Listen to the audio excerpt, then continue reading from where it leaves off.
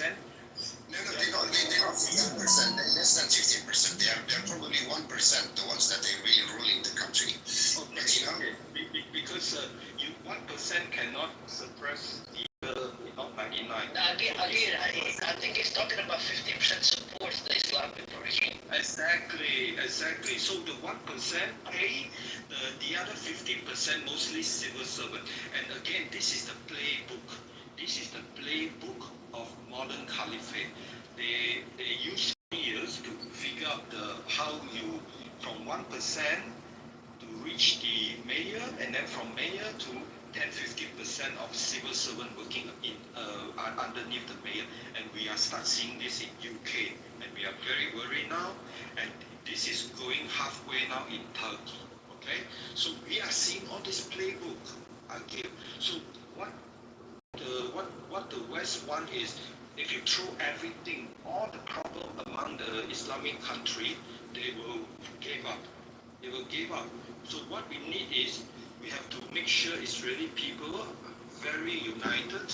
All these Westerner like Buttercup trying to come in indoctrinate, you have to speak up and say, you are American people with utopia ideology. It doesn't work for the Middle East.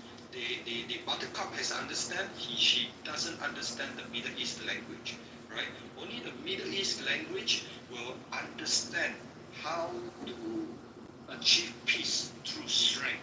And now Israel has the strength. And let's work with Israel, and then step by step, everything is possible, because what Israel wants is peace. They only ask for peace, but step by step. And at the same time, attack as many as possible of the useful idiot in the West. I just have a question about the Kurdish people in the UK. The only Kurdish person I know from the UK is, what is his name again? Ali Dawa.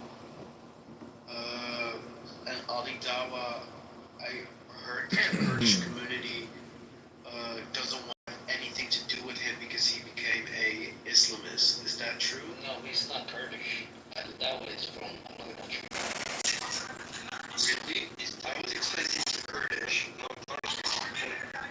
no, he's Ali Dawa is actually a Turkish. Yeah, he was supposed to go ahead and us.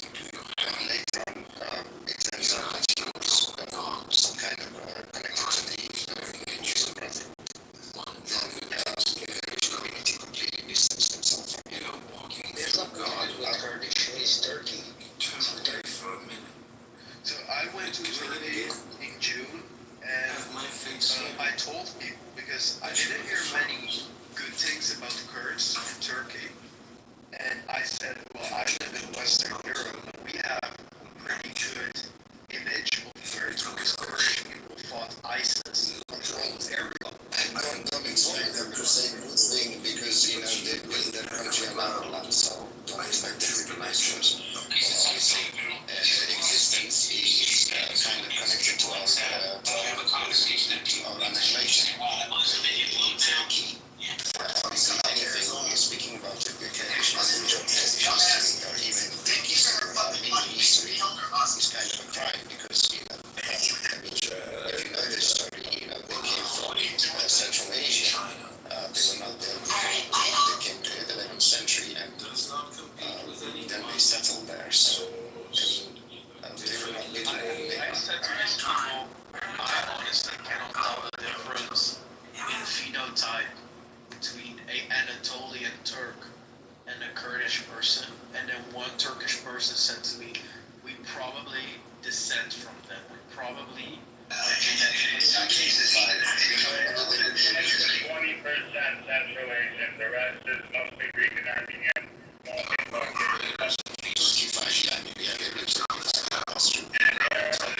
Arabization certification. Sounds delicious. I am the beauty of the Pacific. That sounds like a kebab and shawarma. That sounds like pretty much the whole world, to be honest. I just wanted to say that because a comment was made about Iran and that they are a very divided nation, I wanted to say this is not true at all. Like even 1% is not true.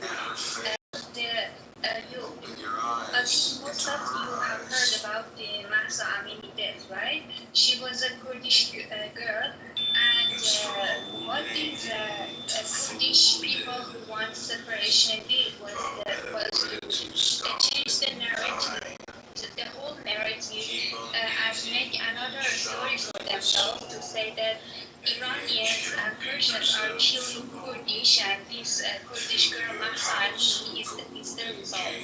But the actual story that happened was this girl was Kurdish and was killed by IRGC for not wearing proper hijab. And the first people who rise and made a protest was from Tehran and then Gilan province. And then other provinces like Baluch and the people of South rise for the Mahsa Amini.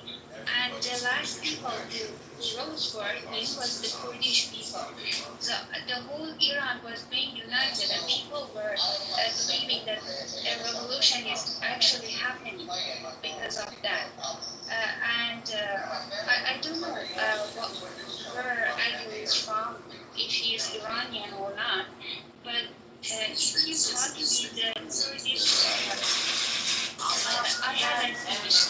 If you guys go and talk with Iranians who are Kurdish Iranians, many of them just support Reza Shah, and many of them want to be in a community with all Iranians, and just a small portion of these people want separation, which are very like isolated from Iranian society. The beauty of the Well, thank you for the comment. I believe you just spoke about me, but you first said there is no even 1%, but then you said there is a small portion of people. But thanks for saying that. I'm not blaming any percentage, and you cannot also blame any percentage about Iranian people. We both have one problem. We don't have any percentage.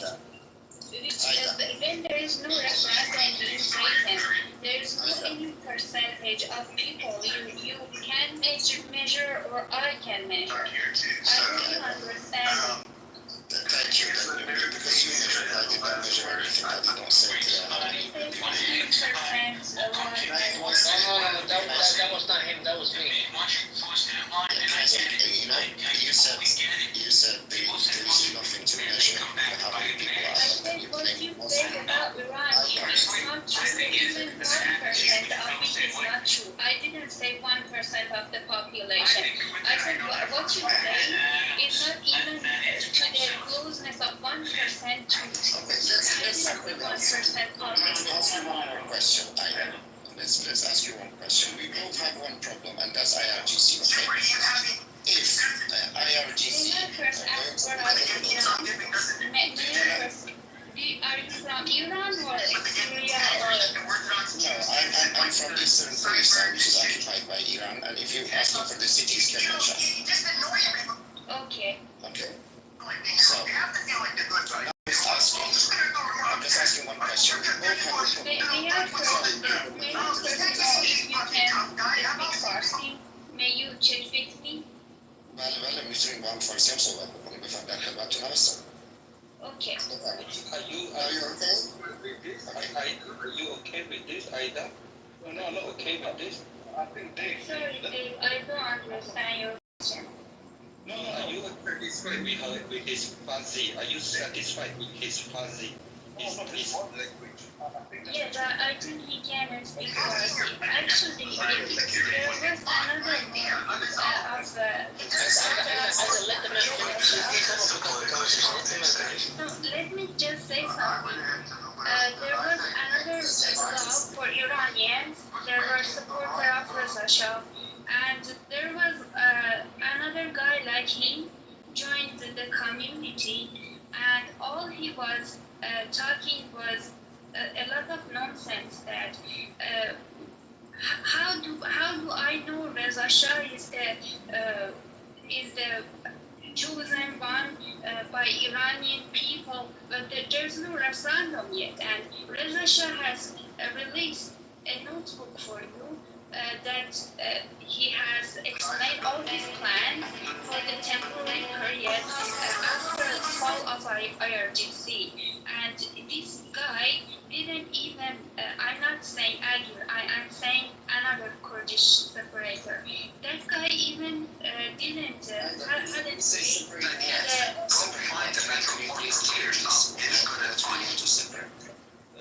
you want the our border of Iran. You want to separate the whole land of Iranians. You want to separate one part of that because you're claiming that One minute. You said Reza Shah, but it was in UK. There was a campaign that Reza Shah himself and people endorsed him, and he couldn't even gather 50,000 people to sign for him. So how you want to suppress somebody? No, over 5 million Iranians. Just a second. Like this, you don't understand each other. There are 3 times. There is a Shah will ask people one time that they Reza Shah is you're talking about the temporary period. Second time they ask that they do a referendum for changing the rules. The third time they ask they hold a whole referendum for the actual system that wants to happen after the temporary period. So it's obvious just a second. that you guys hadn't read the notebook at all. You hadn't read the Reza Shah plans at all, and you are just talking about. Okay, I Okay, Akil, just give me like the 30 seconds. Okay. Look, we really want to have this area to peace, but also, you know, if it's very challenging that when trying to help Iranian to free, at the same time there is a change in the border, which I think the Kurdish people inside Iran want, and so this complicates the problem, you know, because Kurdish people are distributed in multiple places. If the Kurdish people get the border change in Iran, then the Kurdish people will fight for border change in Turkey, Syria, and Iraq. So but these are the things that we Dave, you asking the same thing that you want. You know, Dave, this is not fair. You want. 1 second, Dave. 1 second, Dave. Just 1 second to understand each other. You talk about something coexisting with people that they want to wipe you out, and we are with people that they don't want to give a minimum rights to Kurdish people, like even studying with your own language, like a self-determination. Sorry, Reza Shah has also in the notebook. Reza Shah has cited Aida, each of the entities they study their own dialect and their own language. So after Reza Shah is the leader, the Kurdish people will practice Kurdish language at the school. The Turkish people will practice Turkish at the school. And the Iranian people will practice Iraqi. Let's get Aida. Just give me a 15 seconds with Aida. All this thing you say, many Jewish people don't have the historical background to understand you. Okay? 35 years. Agil, look, over the last few months, occasionally we have Kurdish people, they come, and then I also see that some of the Jewish people respond to them. So what you say that nobody care is not correct. Okay, the reason why we care and we want to understand, because we want to figure out a very challenging problem that the Kurdish people during World War I, they will promise something and they will abandon, they will betray, right? And this was like close to 100 years ago. Now we want to slowly figure out, but the problem is the Gaza problem is dominating the whole entire discussion. Okay, so the Gaza problem is your enemy. The people who IRGC is our enemy. IRGC is both of us enemy. IRGC wants to kill me and Aida in the same time. Let me explain. IRGC is the mother of Pentagon, right? The proxy like sit up in there and say, "Oh, I just posted a picture." No, you didn't. No, you didn't. And Edmund was live streaming that room from your room into the other fucking room where people heard you. speaking of which, he's in the audience. There he is. Future Congressman Kitover. John Kitover, You're a faggot. You're a fucking faggot. You're a cocksucker. Wait, hold on. The Chicago Tribune told me they would love to receive all the recordings I have of you. Oh wait, you actually called them? Yeah, hitting gongs and, hypnotizing people. I don't think they want a hypnotist congressman. Harassing black women. Yeah. And Rich brought up a good point. I know you don't like Rich Adams, but in the state of Illinois, anyone that donates to a campaign and it reaches $5,000, that politician has to submit a list of names and addresses of everyone that donated, and it then becomes public.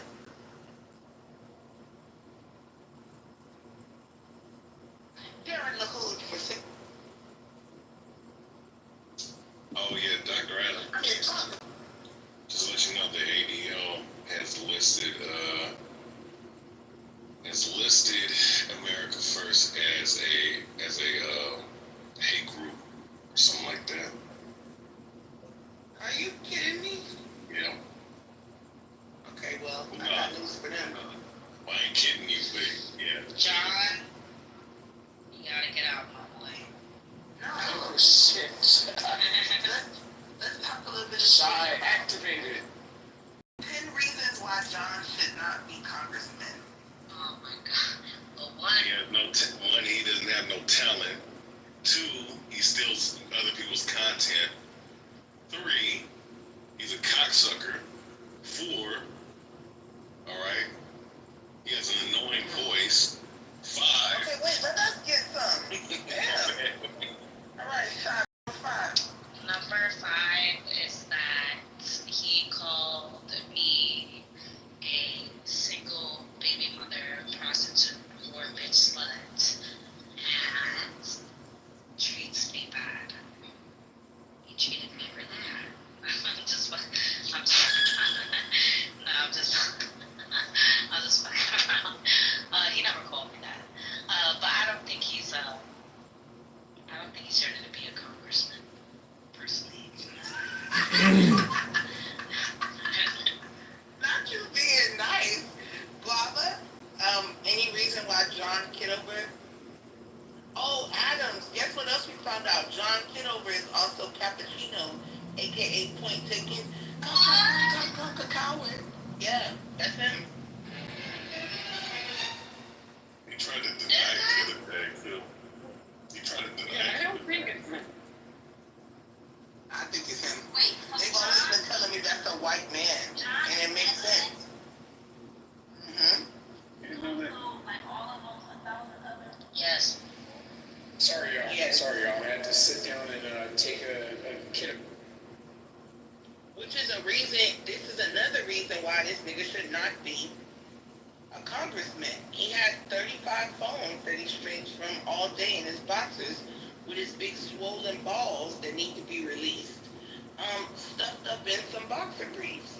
Didn't Nicholas say that, John has some cake? I do have the picture Jazzy was talking about in my PTR. I like his balls, personally. I think they're a nice set of balls. I think they're swollen. You're in the Lord of God. Have you guys seen its balls? Oh, when he opens his legs on his Instagram lives, which is reason number 7 why he shouldn't be a congressman, because he opened his legs. When Jasmine Crockett does it, they all have something to say. Well, I'm against it. Wait, so you're basically confirming that he's a faggot, like I've been saying? I don't know. I didn't say that. A grown man opening his legs on camera is a homosexual. So, Congressman, or theoretically, you're not a congressman yet, right? Correct. Candidate Congressman John Kitover in the 16th District of Illinois going against Darren, the rhino vaccinologist, super debt creator, LaHood. Okay, I thought you were going for a position in Texas. No, 16th District of Illinois. Oh, okay. Well, I apologize for that. I misheard on that. Okay, very good. We are glad that you showed up. Are you on the ballot yet? No, we won't know until October 27th whether or not we get the required number of signatures. Okay, and so as I understand it, you're able to raise money before you're on the ballot. Is that correct? Correct. We have an FEC filing disclosure, we have a campaign financial disclosure, we have a bank account, an EIN, a bank letter. We're fully set up to accept your donation right now if any of you should elect to decide after this conversation to donate to my campaign. Good. All right. Well, that's very good. Tell me who Adrian Dittman is. That is Elon Musk's pen name burner account on X. Go to X and look up Adrian Dittman with 2 T's, 2 N's. That is 100% Elon Musk, and I have been recording him for almost a whole year on X in unrecorded spaces and publishing him to YouTube. Elon Musk most definitely knows about John Kitover and the campaign to Congress. Are you telling me that Elon Musk is a supporter of yours? No, he is most definitely not a supporter of this campaign. He has blocked almost all of my X accounts. I see. Okay. Well, that's useful. You're clearing up a lot of information. I appreciate your honesty. Tell me this. What do you think of Donald Trump's recent adventure with Vladimir Putin in Alaska? Well, I wouldn't call it an adventure. I would call it a meeting of the minds, and hopefully there's going to be more peace and de-escalation and less violence and more bombing and less shooting, and so we have more peace on the earth. I hope it's a good thing for the world, America, for Russia, for Ukraine. Do you have any children? No, I have no kids. I'm not married. I'm single, and I'm ready to mingle, ladies. Okay. So someday maybe you'll be a father. And you will see pinned to the top of this room a story about the children that Vladimir Putin abducted in his war crime. And I'm just wondering, as a potential congressman, how you feel about the President of the United States bowing and scraping to a war criminal. You think Donald Trump was bowing and scraping to Vladimir Putin? He rolled out the red carpet to a war criminal. Do you agree, disagree with that? Well, I think that, being a green bean in a social audio chat app and calling Vladimir Putin a war criminal and our great American president as somebody who's bowing, kowtowing, scraping to a war criminal could be a mischaracterization, and I don't think you're accurate in your analysis. Interesting. I'm not sure what the term a green bean means. Would you like to define that? Yeah, you are the super moderator, so that little green dot with the black star in the center there, you're the green bean. I see. Okay. Thank you. I thought it was an insult. It's not. It's just a reference to. I appreciate the honest nature of this discussion. It's actually quite impressive that you have been this honest. Now, do you recall about 3 or 4 weeks ago you were in my room and you said we should blow up the Federal Reserve? No, I would never use words like that. I don't make terroristic threats, I don't encourage violence, and I would never say that. I think we need to reform the Federal Reserve and end secret privacy meetings and closed-door meetings at the Federal Reserve. We need more transparency, and we have to shed light on internal operations and audit and edit, the Fed, in my opinion. Well, as I recall, and it may have been an inference, and I will plead guilty if you did not infer or imply that you thought we should completely do away with the Federal Reserve. I may have to go back and listen to it. We have it on recording, but I believe that you suggested that we should do away with the Federal Reserve. So that isn't your position. Is that fair? No, I think we should audit and end the Fed. Audit and end the Fed. So you Correct. want to get rid of the Federal Reserve. I want to end the Fed, and I want to pass a fair and budget balanced act where we can only collect, if we collect $5 trillion in taxes, we can only spend $5 trillion. We can't keep doing borrowing spending. Do you understand that the Fed has more to do, has a lot more things that it's doing than controlling our federal deficits? Oh, it's Congress which is controlling our federal deficits. The Fed is merely helping us kick the can down the road. Okay, good.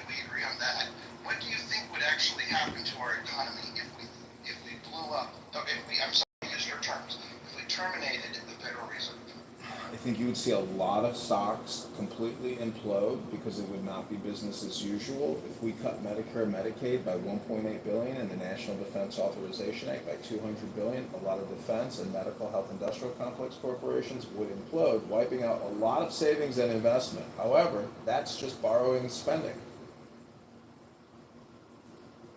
So you're okay with the kind of implosion that it would cause, and I'm putting words in your mouth and I'm inviting you to correct me if I get it wrong.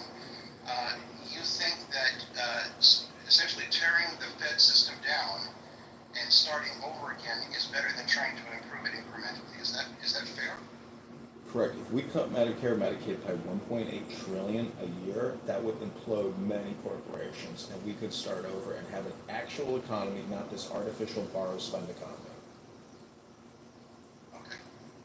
I'm curious what you think of Ron Vera. I'm sorry, I don't know who he is. Go ahead. Okay. Peter Navarro's financial advisor or advisor, Ron Vera.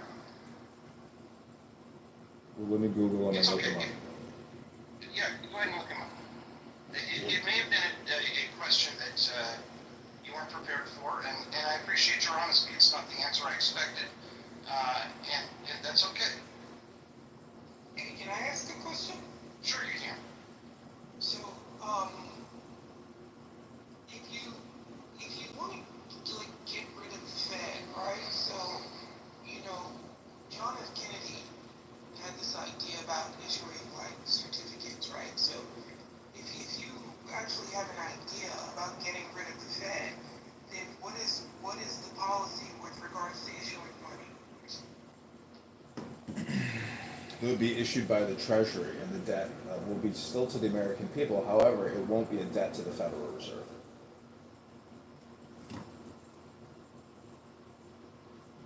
And so, okay, so how long, because you have money that's in the system, right? You have money that's, even though we don't all carry cash, you have money in people's pockets, right? So what is actually the transition process is what is more important. And you could say you don't know because you haven't hired, like, you don't have those people on your team yet. I'm just curious as to how functionally, how Sure. you see this happening. Sure, I think the U.S. Congress should end the 1913 Federal Reserve Act, defund the Federal Reserve. That would mean every Federal Reserve employee would get a payout. They would all be unemployed, let's say by October 1st. And then if the U.S. government wants to borrow money, it would borrow it from the Treasury, not from the Federal Reserve.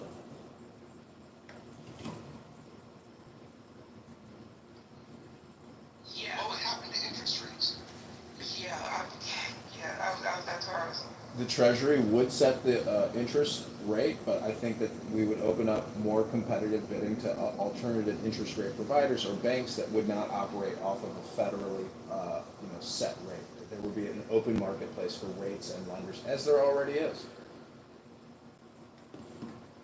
So a lender who is in trouble in Chicago, that may be even in more trouble in California and borrows, and there's a chain reaction. Who prevents that? It's the FDIC, and so the FDIC, we would also end that agency and end all federal funding for it, and no longer collect from banks that fund the FDIC. You understand that the reason you have the FDIC is because of, banks like insolvency. And, are you basically saying that you're trying to create a society where, banking institutions aren't like the central structure for holding money? No, I think banks hold a critical element in the future success and present success of our entire society. I'm merely saying to continue to borrow $2 trillion a year, but only collect $5 trillion a year is basically a bad bargain faith. The big beautiful bill transfers $4.2 trillion off of the future tax liabilities of corporations like Amazon, Apple, Microsoft, Coca-Cola, and gives it to we the people. It's simply a tax liability transfer from Fortune 500 to the American people. Carol, do you understand that? Not really, I really don't. This is the first time I've heard such a Yeah, I looked it up. This is what the query was that I asked Brock. I said, what are the Fortune 500 corporations that benefit the most from the Big Beautiful Bill? It spit out 25 Fortune 500 and how much they anticipate the Big Beautiful Bill gives them in tax credits. Yeah, no, so that part I get. I guess I'm trying to figure out what does that have to do with getting rid of the Fed? And you know, Alan's question about interest rates.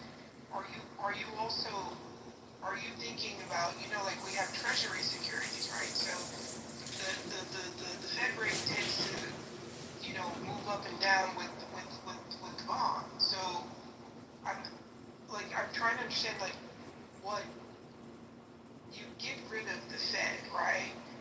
You said something about tackling interest rates, but there's something, I guess I don't, I hear what you're saying. I understand Rob gave you an answer, but I don't. Well, I'm telling you that we're $37 trillion in national debt. We have $100 trillion in unfunded liabilities. We need consolidation. The Federal Reserve is losing $100 billion a year. Their annual budget is $60 billion. We need consolidation. In a bankruptcy, you consolidate. You run the ship like a business. The federal government is not being run like a business. Norway, Saudi Arabia, Dubai, United Arab Emirates run at a profit. The United States of America is spending $2 trillion a year that it does not have. We need to run this like a business, or we will destroy this business. How many times did Trump declare bankruptcy? I'm sure he has launched many bankruptcies. Dozens probably, but you don't even know about. At least 7. He has declared at least 7 bankruptcies. Now, if you had money in one of his businesses and he went bankrupt, what happens to your money?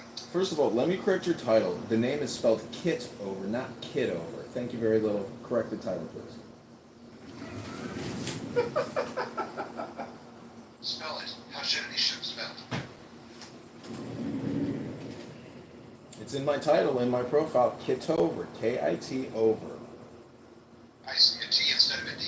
Okay. Well, I was trying to make a little bit of a joke. And does it disturb you that many people on this app think your candidacy is a joke? No, that doesn't discourage me. That actually gives me more enthusiasm for the campaign so I can help bring you guys back up to reality, which is $37 trillion in debt. Thomas Massey uses the Treasury.gov API in his little lapel pin. You can look up Thomas Massey. He's one of the only congresspeople who will tell you about the fiscal crisis. We are entering into a state period of hyperinflation. By 2050, we'll be $50 trillion in debt, and we'll be paying $4 trillion a year in annual interest. If you want to live in the Weimar Republic like it's 1920, we keep borrowing and we keep spending. That's what we're going to do to our society. Yeah, see, you were going to say, right, yeah, see. No, that's, it just made me laugh because, you know, the whole sarcasm point that we tried to make with the name, with the title. Okay, well, okay. So all of this idea that you want to do away with the Fed, the Federal Reserve, and I apologize, I shouldn't have said blow it up, but that's essentially what you mean, defund it, get rid of it. So, you know, maybe we're talking about hyperbole here, but you would like to get rid of the Federal Reserve. You would like banks to have no government source to borrow funds from to stabilize the system. And you would like to do away with the FDIC. Have I heard you right so far? Correct. I think Wells Fargo, I think Bank of America, and JP Morgan Chase are more than capable of running the financial system without the Federal Reserve and taxpayer funding to do it. Got it. So you want to put this in the hands of private institutions, basically. The Federal Reserve is already a private institution, sir. Yeah, but they don't trade on the market. You can't buy Federal Reserve stock. You can say yeah, but it's still a private institution, sir. It's a private institution in the sense that it is run for the benefit of the U.S. citizens. It is not run for profit. It's being run at a loss, and as I said before, as a congressman, I'm asking for consolidation. We are in a period of great austerity and bankruptcy. We are $37 trillion in debt, $100 trillion in unfunded liabilities in debt. If we don't consolidate and if we keep borrowing and spending, you're living in clown world Zimbabwe by 2050. Well, first of all, you're a potential congressman. You're not currently a congressman. Secondly, you are welcome to come on Tuesday night. We will see that you are not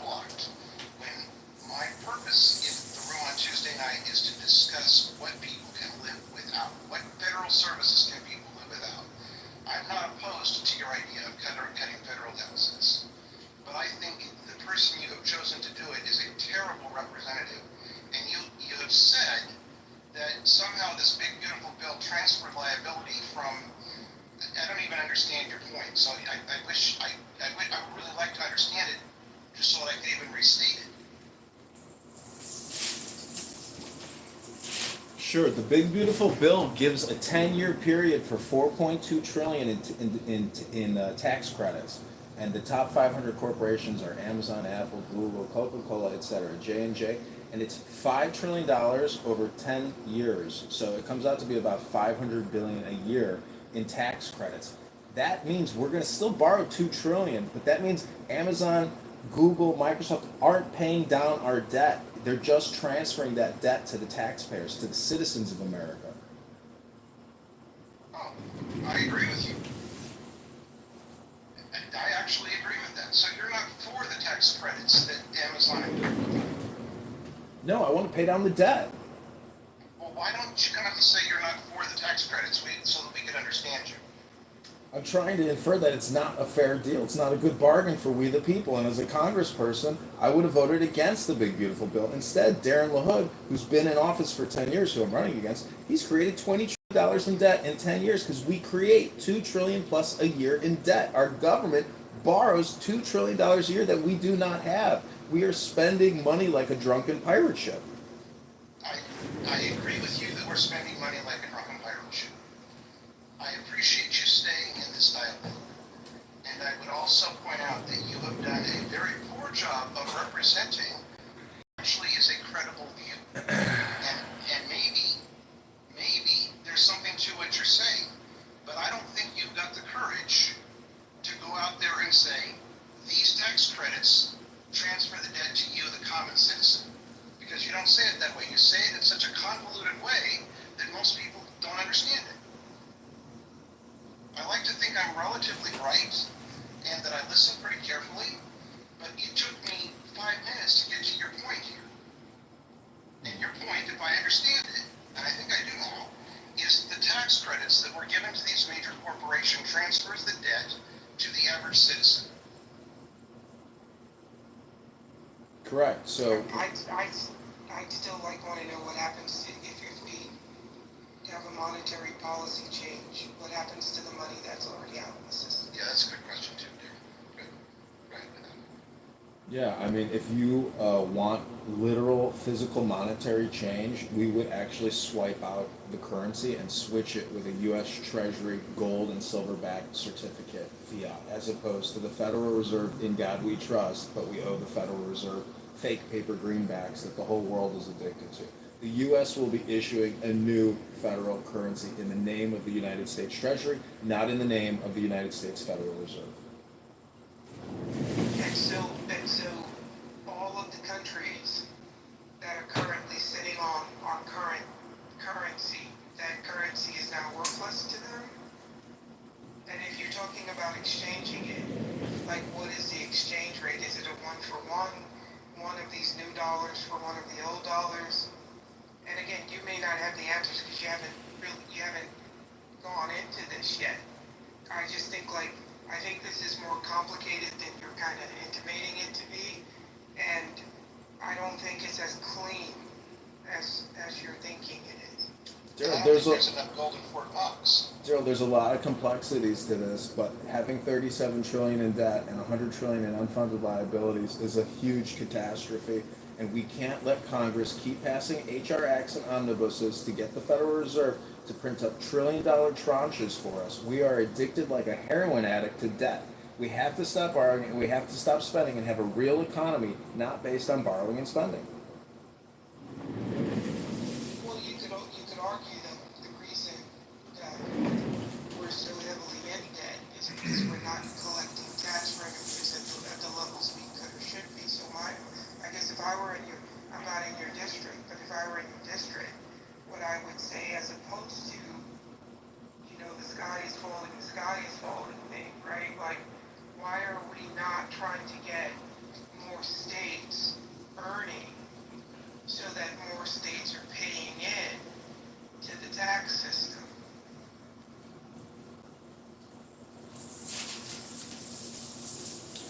Chairman Powell says that we will do whatever Congress wants us to do, but don't tell us what we should do in terms of financial operations. So that was a quote from him recently. He said, we don't ask for financial advice and we don't give spending advice. So the way that the Federal Reserve is acting is so childish when Chairman Powell says things like that we will do whatever Congress tells us to do. We don't care who's in charge. We will print if you tell us to print. That type of attitude is not a good leader. That's not a good steward of money. So Chairman Powell's agnostic as to how we spend and waste our money. As a congressperson, I don't believe in necessarily destroying the machine and taking the oil out of the engine. I think we have to be way more efficient in terms of how we're deploying and where the money's flowing. My suggestion is we cut Medicare and Medicaid by 1.8 trillion a year and the National Defense Authorization Act by 200 billion. That's 2 trillion. That brings us back to where we are not borrowing. We would only have to borrow we'd have to borrow 1 trillion a year, because we would be taking in 5 trillion a year in taxes, but still paying 1 trillion a year on the debt, and 37 trillion, but we'd still have to borrow the trillion just to pay that. So we're in a big financial crisis here, and I thank you, Alan, for letting me speak so much, because I think most of you probably do agree that we are in a financial crisis, and we should come up with efficiencies, consolidation, as if we were in a bankruptcy trying to run a business. That's my suggestion. You're welcome. Go ahead. John, this is Elle. How many Americans would that push off of Medicare? Well, basically, the corporations would go out of business, but the American population would still get 1.2 trillion in funding for whatever is left of the medical industrial complex. No, my question was, if you were to reduce funds for Medicare by the amount that you just said, how many human beings would lose their Medicare? I obviously don't have an exact number for you. I wouldn't be able to tell you. I think everybody would get a lower quality of care and less care, but that's what $1.2 trillion is. That's all that's left. You have to spend what's based on the budget. We need a budget balanced act. We can't keep borrowing and spending. We as a population have to come to terms with the fact that we've been in a 25-year war with a pandemic scamdemic that has looted our treasury by $37 trillion. Are we going to keep kicking the can down the road and pretend it's not a Ponzi scheme? It's a Ponzi scheme at this point. John, are you implying that the pandemic was not real? I believe it to be a pandemic scamdemic. It's come out that Fauci funded the operations to build the COVID-19 virus in the Wuhan lab. I think the Pfizer, Moderna, J&J, Bill Gates' response of max vaccination is a tragedy, and it cost us $5 trillion to fund it. The First Act, the HEROES Act, the CARES Act, it's all one giant scam to get big pharma money. If we reduce Medicare, Medicaid by $1.8 trillion a year, and the NDAA for Northrop Grumman, Boeing, Lockheed Martin, and we take $200 billion out of their pockets, we will kill 2 birds with 1 stone. Those 2 birds are the greatest enemy of this republic, which is big pharma and the big military-industrial complex. Elle, I would ask you, do you want to keep funding the military-industrial complex? Do you want to keep funding big pharma? I would like to reduce the budget for the military. I would absolutely not want to take a penny away from Medicare. But just to be clear, are you saying that you are a COVID denier? Is that what you're saying? I'm a COVID-19 vaccine denier, not a COVID-19 denier, a COVID-19 vaccine denier. Got it. I don't know what the name of it. I'm saying that if you go to Died Suddenly on X and you look at all the tragedies of young people and military personnel that have long COVID or have clot shots, the spike proteins are not vitamin boosters. They're not good for your health. In my opinion, Dr. Fauci and Bill Gates should be arrested for crimes against humanity. I look at it, can I say this again? Hold it, just a second, Scott. I wanted to thank you. You just quick second. Go ahead. Just I'll split you by 5% over the next 5 years, get you $4.7 trillion. This ain't independent. Okay. Go ahead, Scott. Yeah, I mean, look, I think we could cut the entire military budget, right? The entire thing.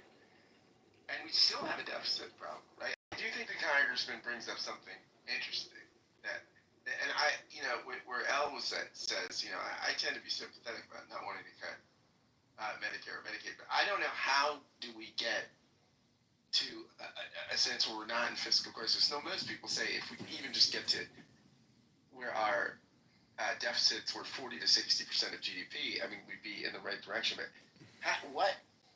I don't know what we cut. Like, or do we do? I mean, I think that basically, I mean, I don't know what you're in favor of cutting, but I think I think most people's approach to the deficit is that we'll put our head in the sand until everything collapses and we just won't talk about it. I mean, Simpson Bowles, we had that, in the Obama administration, that was just put in the drawer. I mean, I don't know.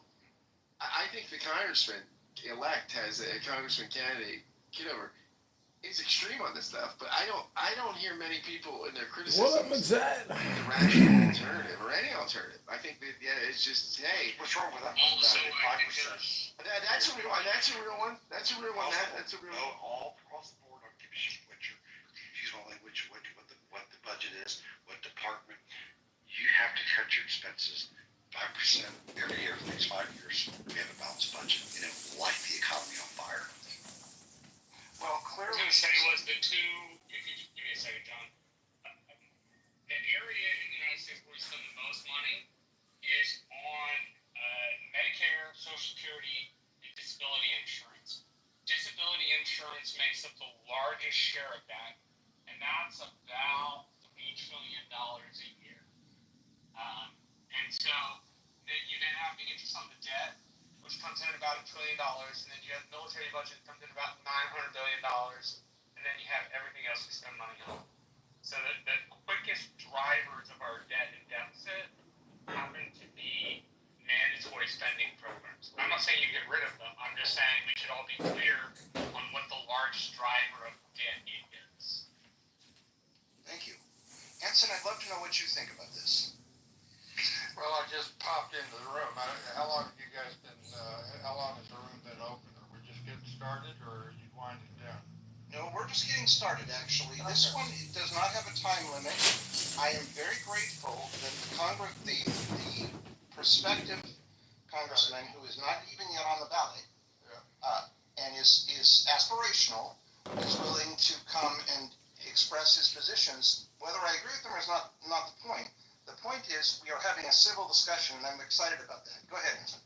Yeah, I've just recently met John, and we've exchanged some views over in the rational discussion room.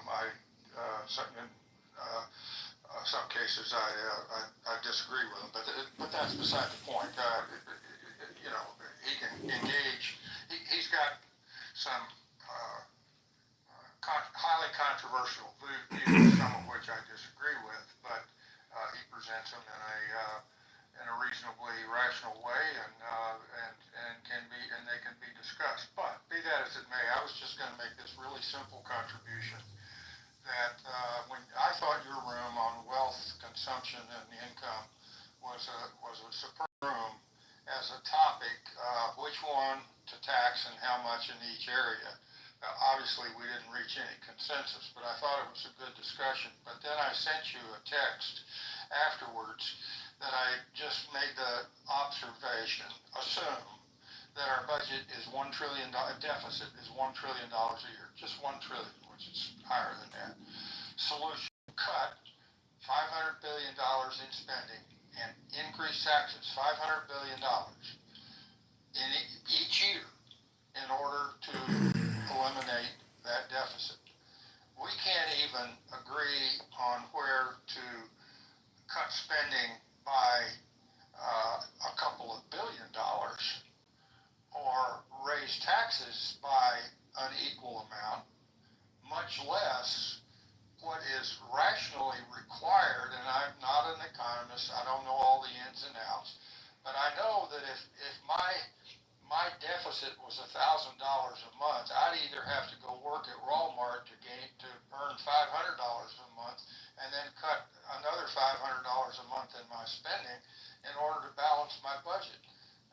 And until somebody can explain a path forward to that kind of a resolution in understandable terms to little old me that doesn't know much about economics, then I'm going to be skeptical and I'm going to be very, very concerned. Anson, thank you, and I did see that message, and I think we'll get there. Next, on Tuesday, we're going to talk about what we could live without. And I think that's an important discussion. But Congressman, or theoretically, I don't like to call you, I'm going to call you Mr. Kitover. Is that fair? You can just call me Candidate John. All right, Candidate John, that's fair. I think that's a fair representation. Thank you. All right, Candidate John, I believe it is my understanding that we are making payments on the federal deficit as a part of the budget that is adopted every year. Do you accept that notion? Yes. Okay, so if we were to balance the budget, we would eventually pay off the federal deficit. Do you accept that notion? Theoretically, yes. Good. Wait a minute. If you balance the budget, you don't eliminate the debt. You eliminate the deficit spending for that year. That's true, Anson, but the point I'm trying to make is, you're right, okay? The point I'm trying to make is... We will never eliminate the debt, right? That's Okay, not wait, Scott, wait. That's a fictitious number. We're just never going to eliminate that. Well, yeah, but I think the theory here is important. What I'm trying to get at, and that I want Anson to understand, is that the federal deficit is being paid off as a function of the budget every year or every month. We are making payments on the federal deficit. It's not like it's continuing to accumulate because we're not paying it off. It's continuing to accumulate because we're out of balance. If we balance the budget, the deficit would eventually be paid off. And I think I think Candidate John even agrees with that. If we were to collect $6 trillion a year in taxes and stop borrowing, we could start paying off the $37 trillion. But that doesn't even include the $100 trillion in unfunded liabilities. You can go to usdebtclock.org. I mean, the true number is really about $140 trillion in debt. So maybe that is the reality, and we have to figure out how to optimize and make it more efficient, because maybe that is the real reality, and we're never going to actually reverse the tide. So I'm just saying that I don't really know the absolute optimization. I don't think anybody does, because so much of this is based on, theoreticals. But I do think the status quo probably will remain the status quo, because Congress and all these corrupt Congress people and senators are more than willing to keep borrowing year after year after year, and we all know it's true. So if there's only 5 people in Congress who are obsessive compulsive about debt and the spending and the borrowing, that's only 5 people. So I am one of those people, though, who I'm willing to essentially make this my number one priority. And that's what I'm running this campaign on, because Darren LaHood's been in office 10 years in the 16th District of Illinois, and he's responsible for $20 trillion in debt over 10 years. It's $2 trillion a year in debt creation. So I'm speaking up against it, and I think that we have to look at this as basically a business bankruptcy, and the government should start running itself like Saudi Arabia or Norway, that have multi-trillion-dollar sovereign wealth funds. We've got a $37 trillion debt fund, and there's no sovereign wealth fund here. So I say reverse the tide, start running it like a business, and be adults, not children, borrowing and spending like heroin addicts addicted to debt. Candidate John, Something, it's like, go ahead, Darryl. and then I want to say something to something Anson said. So, because you still haven't, at least for me, you still haven't answered what would we do if, with this whole new monetary system, with the money that's out in the system, right? So it's not coming together because we're like heavily into debt. Not talking about the deficit, but just the debt, right? But we wouldn't be this heavily into debt if it weren't for the deficit, right? So like to not understand it, this is like a symbiotic like relationship kind of thing with regards to monetary policy. It's not making sense to me, right? And so to Anson, if you don't mind, right? So in your example, the Walmart example, right? So to me, a simpler example is I have a mortgage. My mortgage is, I'm just going to use any number. My mortgage is $1,000 a month, but I know that I only make $900 a month in income, right? So do I sell my place and then look for a property where my mortgage payment is $800 a month there, and then I have a little $100 thing for here and there, or do I try to go out and generate more income, right? So it's we have this deficit because we're spending more than we collect in tax revenues. That's just the simple definition of our deficit. Daryl, we're 37 trillion in debt. The Federal Reserve isn't working. Congress isn't working. You just want the status quo. That's all you're No, I saying. don't want the status quo. No, I don't. But you said let's run the country like a business, right? And so if we look at it, and people in this room have heard me say this over and over, if this were a business and we had 50 individual departments, and 30 of those departments were not generating revenue, we would go into each and every one of these departments and we would either fire the people who are running these departments, or we would take them over and try to figure it out.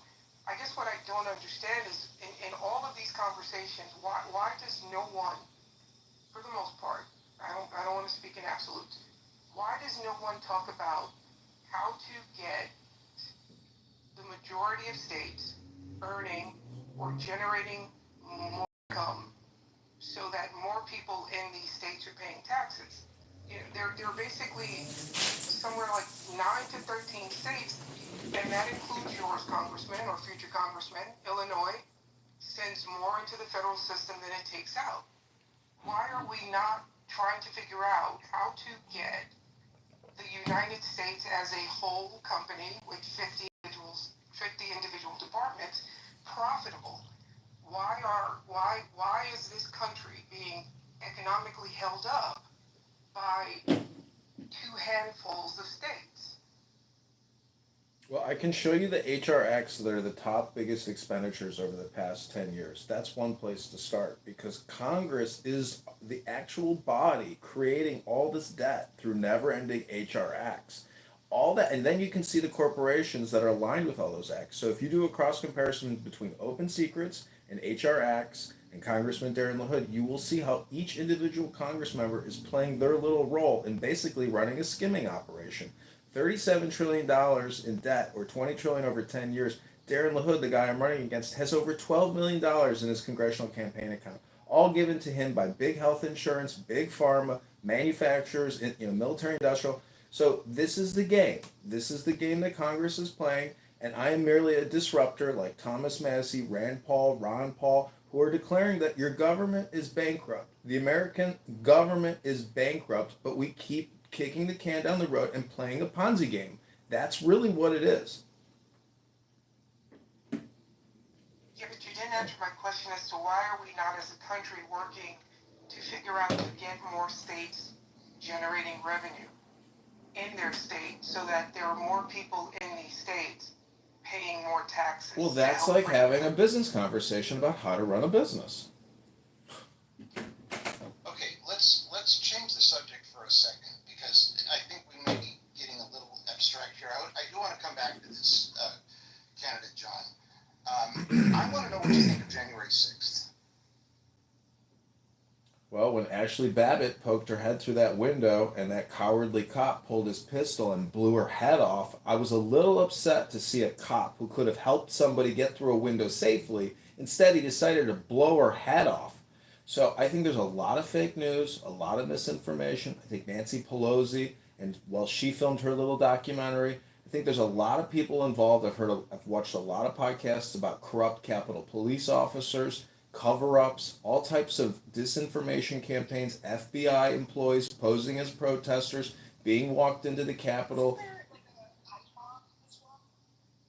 So I'm just telling you that there's good and bad in January 6th, but I believe that the now is all important and that the now is a compression of the past and the future. And if we want to change the future, we have to now be fiscally conservative and fiscally prudent. That means tightening up our belts. You don't believe in the rule of law. You just said, one citizen was killed, 5 cops were killed. And we have the federal, excuse me?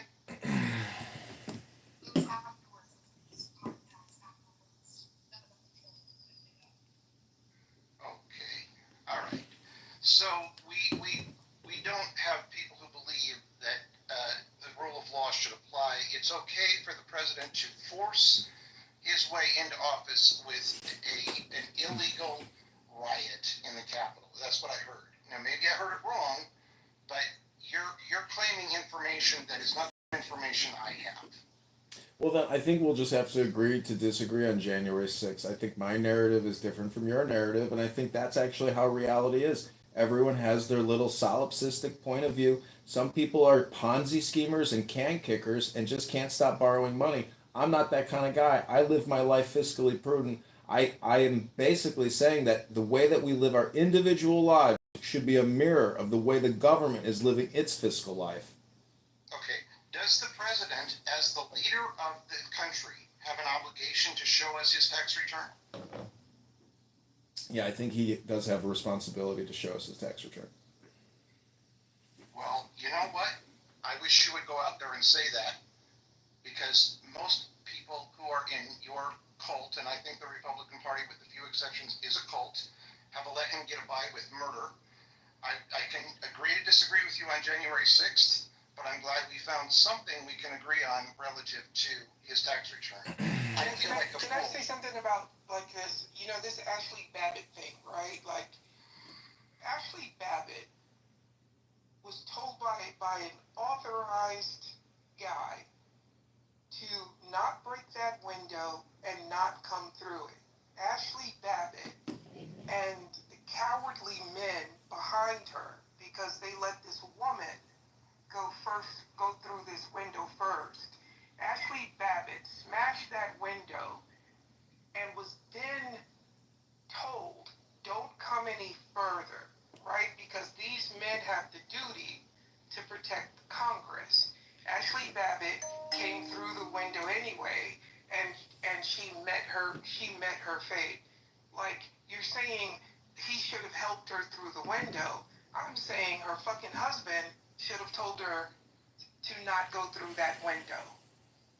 Well, listen, I don't want to talk about a poor dead woman. Let's just leave it as a tragedy and agree that it's a tragedy. Can I get, yeah, great. Let's stop debating with John. I want to push back a little bit on Scott. Debate with me, answer. A couple of times, Scott. And I gave you a thumbs down when I heard you say it in here today. The debt, in my view, the 37 trillion, is not fictional. It's not ephemeral. And yes, Scott, someday it will. I mean, I'm being hyperbolic there. Of course it's a number. It's a number. It is. I don't deny it's a number, but it's something that will never be paid off. It's an important number, in my view, and I would suggest. It's not. But it's not. But go ahead. Okay, all right, but just give me just a chance, because I'm going to quote a book that I've quoted before, Changing World History, by somebody named Davidal or something, and national debts, indebtedness, excessive indebtedness, have been the primary cause for the decline and eventual left in the dustbin of history many, many, many empires over the course of, well, at least since the birth of Christ, if not before then. And those national debts eventually are paid for or eliminated through default. The nation continues to accumulate debt. The debt burden becomes so onerous that they impoverish themselves deeper and deeper into debt as a nation, and it takes decades, maybe centuries, for that to happen. But they eventually default on that debt and therefore eliminate the debt. And when they do so, they are generally left in the dustbin of history. And that's been a historical track for millennia. And so I believe it's Business model. I think it is valid. Not that it's going to happen tomorrow, but it could.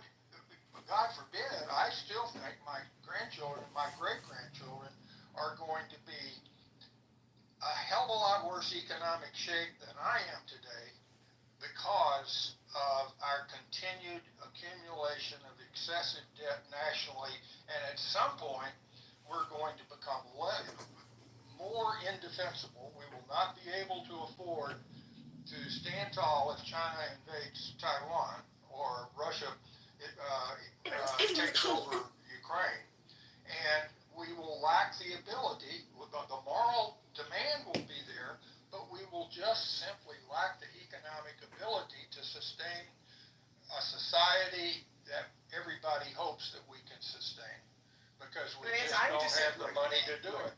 Look, I would say that I do think deficits are a problem. They are an issue, right? I think the national debt is not the issue, right? Because we're not going to pay down the $37 trillion. We're just not going to do that, right? That's just not going to happen. I bet all the money in my pocket versus all the money in your pocket. That will never. We will someday by default, Scott. Well, these are real. No, we're not going to default either, because it would be too costly to the world's economy. What? And most modern monetary theorists will say that responsible deficits aren't a problem if you meet several criteria, including if you print your own currency and if your currency is an international currency, right? If it's a currency like the dollar.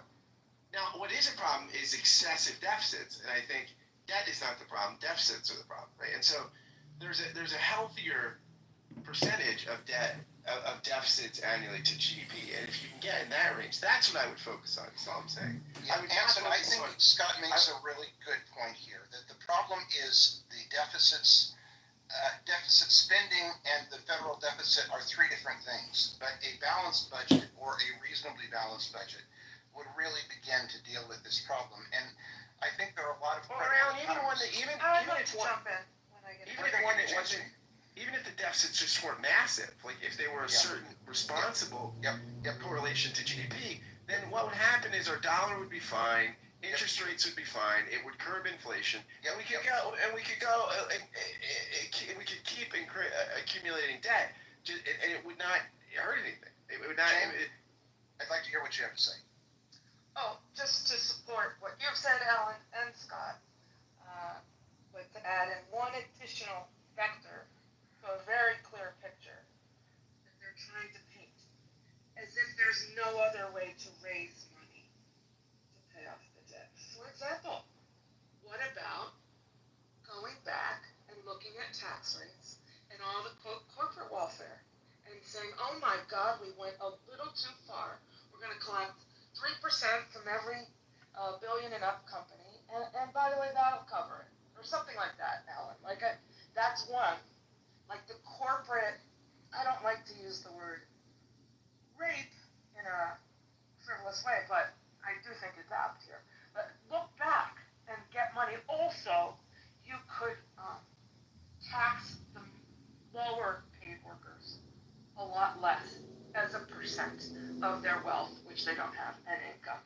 Gross. That's what I wanted to bring in. Labor issue and corporate, legal cheating.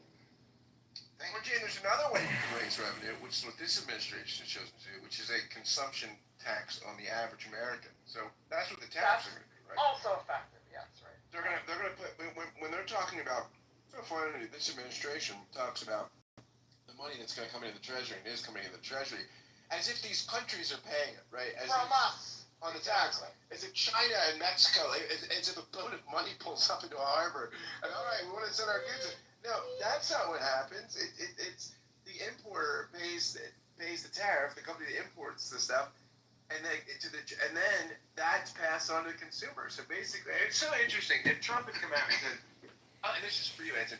Okay, here's what we're gonna do. We're gonna make it so much revenue. Okay, it's fantastic to the coffers. Okay, we're gonna tax people. We're gonna tax like a middle class people in Queens. Okay, beautiful. They love me in Queens. They call me the blue collar billionaire. Okay, and if he had said that we're gonna tax working class people and working class families to cut down the deficit that people would freak out. But the tariffs are exactly that. It's just a tax on working class people. And I can't believe people aren't especially conservatives, aren't freaking out. Yeah, I'd love to know that. Candidate John, do you agree that tariffs are a sales tax? I think tariffs can be used as a strategic way to get U.S. corporations into foreign markets that they may not have access to based on reciprocity. And I think if the U.S. government is smart, they will, essentially do a meeting of the minds and negotiate with marketplaces and governments that don't give us access. And if we want to punitize, or punitively utilize import tariffs, well, what I'm saying is we have to run this like a business. And if it's not run like a business and we're giving away free money, that's not a business. That's presiding over a further bankruptcy. Again, run the government like a business and we will start fixing our economic problems in this country. Yeah, like I wanted to say something, Anson, in the examples that you gave, I think the one caveat is that none of these empires had their currency tied to the global reserve. And this is, I'm going to go back to the congressman or potential. Yes, they did, according to the book, Daryl. I'm sorry to interrupt, but No, and he says the loss of being able to having the reserve currency, which we will do someday if we keep this up, that is a dramatic change in the negative way in a national stature, and we're headed in that direction in my view. And if you want to hear, well, that's just, I'm sorry, I didn't mean to interrupt. No, I that's think okay. it's It's a good point, and I would add to this another question for the candidate. Do you think it's helpful in terms of our position as the world's reserve currency to have our president promoting cryptocurrency? I don't like cryptocurrency as an investment vehicle, but I think if Donald Trump is the president and he's promoting crypto, which I know his family is involved in some crypto deals, I just feel like people are taking advantage of the situation. However, you can't stop it, and I think $37 trillion in federal debt and 100 in unfunded liabilities is another example of runaway government, runaway Congress, runaway Senate, runaway Federal Reserve. Run it like a business. And you know what these cryptocurrency endeavors are probably doing? Maybe they're probably running it like a business. I'm just saying this government has to start running itself like a business. It can't just keep borrowing and spending and giving the money away. With all due respect, and I really want to say before we go any further, I love the way this has stayed civil. This is really extraordinary on Clubhouse, and I thank everyone for engaging in that. And allowing that to happen, I am very appreciative. Now, candidate, with all due respect, if a business is running over the rights of people, but it's got a monopoly and it's in control of its particular market, is that okay with you? No, I mean, I don't like monopolies. I think they should be busted and we should have more competition in the marketplace because when there's more competition, you get a better quality product or service that emerges from the marketplace. I want to go on record as saying I think the president's involvement in crypto is anti-American, and I really think it's cowardly of many Republicans for not standing up for that point.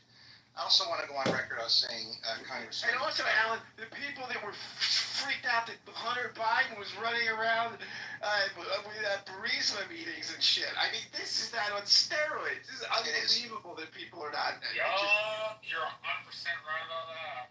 It is. Like, if they're not concerned about Trump's crypto dealings, because they were concerned about Hunter Biden stuff, they're not being consistent. Absolutely right. Well, welcome to freedom, where people are allowed to engage in business, according to their will, and that is one of the true natures of business. So, if his sons are going to start crypto endeavors overseas, and the Saudis or the Chinese are going to give him money, I don't know what to tell you, but this Bitcoin industry is highly unregulated, and there's a lot of fraud in the Bitcoin industry, as you've witnessed over the years. I think that's part of the point, but I think the other part of the point is cryptocurrency destabilizes the U.S. dollar, right? And it's being done for, Trump in part is doing it for his own benefit, which is something leaders shouldn't do, right? Like, grant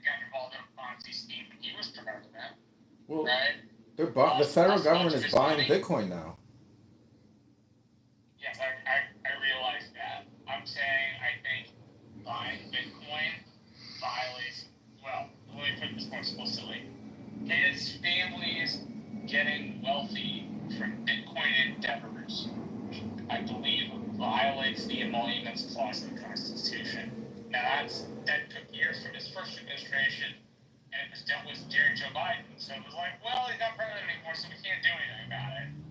But like, it's certainly a violation of the Emoluments Clause. Well, I'm not here to badmouth Trump. You know, Darren LaHood, the gentleman I'm running against, has lots of photos with him and Trump and Speaker Johnson, and he's the one with $12 trillion in corporate donations. I'm the one with $500 in clubhouse contributions. So I'm the grassroots, candidate you're looking for. I put the link in the chat. The link is in my profile. I'm not trying to shamelessly plug my campaign here and waste your time, but I am speaking out against the national debt, against borrowing and spending, and I don't want to kick the can down the road. I want to join Thomas Massey, Rand Paul, Ron Paul, etc., and try to find American Congress people that want to vote no on HR Acts and stop the omnibus bills and stop adding trillions of dollars to our national debt. Kevin, do you feel that you've been treated fairly here? Yeah, 100%, and I thank you, Alan. You're a real gentleman. Thank you. That's wonderful. I am thrilled with the way this discussion has gone. This was an accident. We probably shouldn't have made fun of your name. I really wasn't sure because I use a speech synthesizer whether it was K or T, and so I'll take the blame for that. We will no longer make fun of your name, and I also appreciate that you said you put your campaign stuff in the chat. I am not going to remove it. I think you've made a fair representation of your position, and I think American citizens, when candidates talk honestly, have a right to make a decision based on that.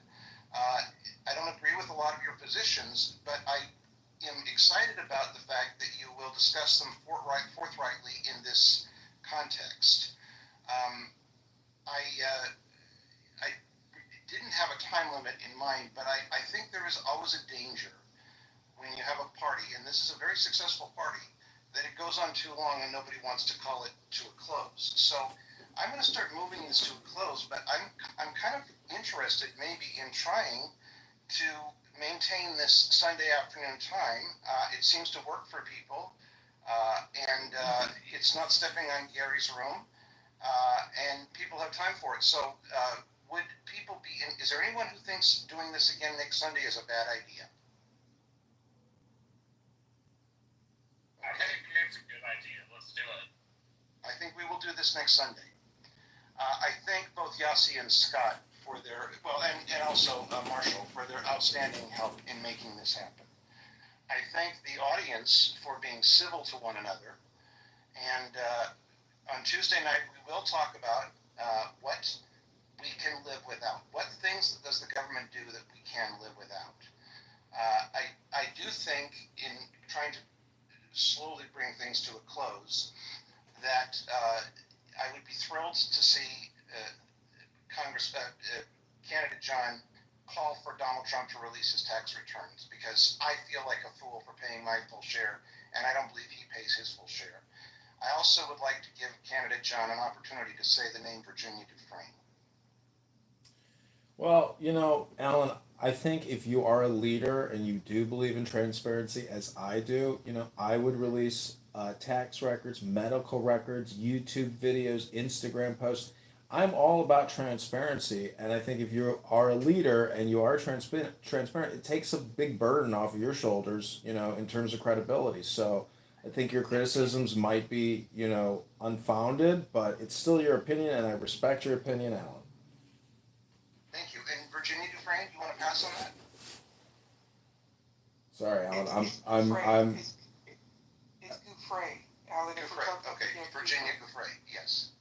Yeah, Alan, I mean, I don't know if you're asking for my opinion on that lawsuit, but, I got to tell you, I think there's been a lot of slander, defamation, libel, and warfare against Donald Trump, and I support Donald Trump. I love Donald Trump. My father loves Donald Trump. My sister voted Trump. I voted Trump. My dad voted Trump. We are Trump supporters. I support Trump, even though I may not support his fiscal policy in terms of how to run the economy. Okay. Daryl, thank you for the correction on the name. What I take that to mean, Congressman, and I will leave your information in the chat, but I take that to mean that you don't care that 14-year-old girls are raped. And I'm sorry, to Alan. I you, just dispute that and cannot agree with what you're saying. well, you're not willing to say the name of a woman who committed suicide because she was raped, and she went to work for Trump and was allowed to be trafficked into Epstein's situation, and Mike Johnson and Donald Trump could do something about it, and they don't. So, Well, let me say fact that something you- about Epstein and espionage. I think anybody who has come into contact with Epstein should be considered compromised from in terms of an espionage perspective. However, in Donald Trump's case, I would say as the president, he gets special clearance for whatever there might be in the Epstein files. And if the truth ever comes out, I just hope that there's justice for the victims. And a lot of people want to do the TDS point at Trump all day long, but you forget about the victims. And Thomas Massey has 9 of them at the footsteps of Congress telling about their stories. So if you want to shed light, look at Thomas Massey. He and Marjorie Taylor Greene are fighting to release the Epstein files. So unfortunately, you may not like Marjorie Taylor Greene or Thomas Massey, but they are the only Republicans trying to shed light on this important issue and get justice for these victims. I agree that the victims need justice, but we have a president who provably, demonstratively raped 18 women, and we voted for him, who got convicted of 34 felonies, and we still voted for him. And that really, really bothers me. I am actually much more conservative than you may think I am, but I think we should stand for something. And if we can't stand up for our wives and our daughters, then I don't know what kind of a country we have. So, any closing thoughts before we begin to draw this to a close?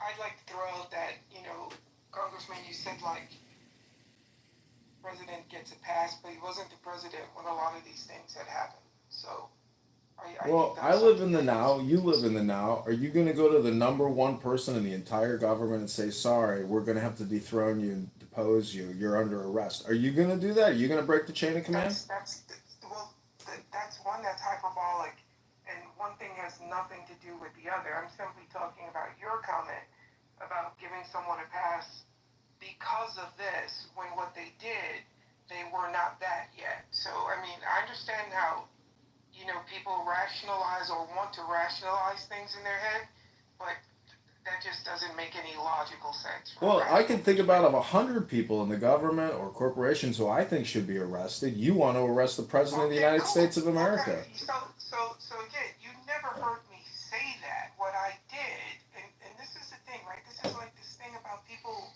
you say one thing and people hear something completely different. What I said was, I was responding to your comment about him getting a pass because he's the president, when the things he did, he was not the president yet. I didn't say, I don't get, Alan, you're not going to like this. I don't care about Donald Trump's taxes. I really just don't care. We're never going to get them. So I just don't really care that much. I understand it's a hot point for many people, but let's move on from that. What I'm saying to you, Congressman, is that this is a fallacious kind of rationality when you say, I forgive this. It's not fallacious. I live in the now. I'm running for Congress. I'm not living in a lawfare TDS derangement syndrome. I'm trying to liberate America and the people in the 16th district that are being conned by Darren LaHood for 10 years now. TDS, that stands for Trump derangement syndrome, correct? Correct. If I go to my psychiatrist and say I have TDS, will that psychiatrist be able to acknowledge that it's a real syndrome? No, I think he'll probably laugh and say you're falling to the word game. And if I go to my insurance company and ask for reimbursement for treatment of TDS, what will they say? They'll probably say it sounds like you got TDS. Okay, we acknowledge that this is I'm making a joke. I mean, I understand your point. Okay, you're making a joke, and yet the whole point of this room is that politics is a serious business. And I think it's one thing to joke about something that we can all see as funny, But your use of TDS in this sense is trying to diminish my sense of unbalance when I have a president who raped 18 women, who was convicted of 34 felonies, and is providing terrible leadership.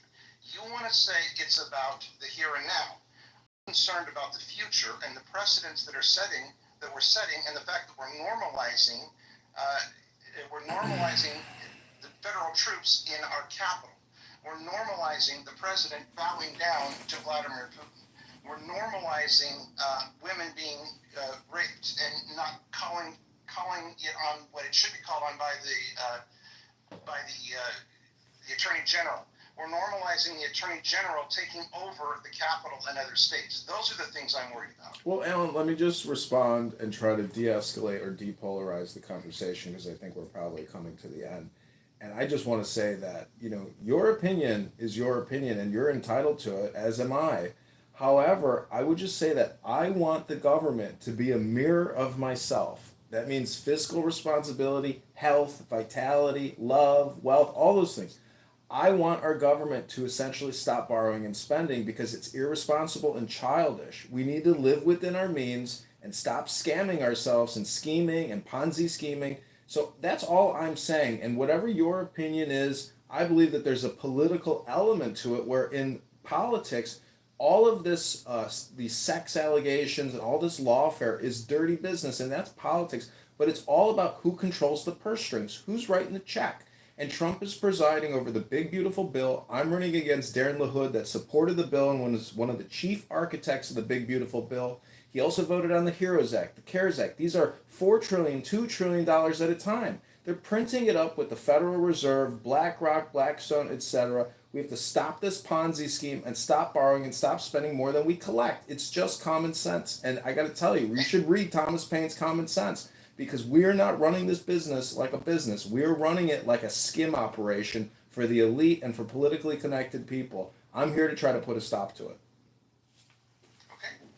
Well, I think this has been an incredible hour and a half, and I'm not sure what we'll call the room next week. We will not make fun of your name, but I think we will continue the discussion about whether politics is entertainment or it's serious business, and we'll find some clever way to do that.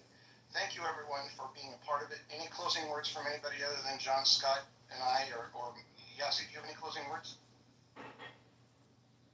No, thank you, everyone. Thanks, guys. Thanks, Marshall. Okay. You want to close the room, Yasi? Thanks.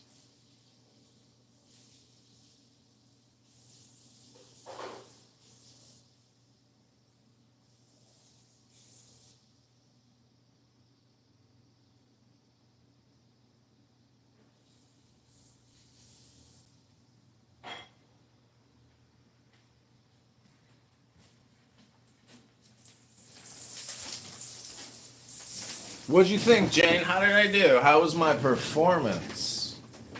How would you rate my performance on that? It's like going into a roast room.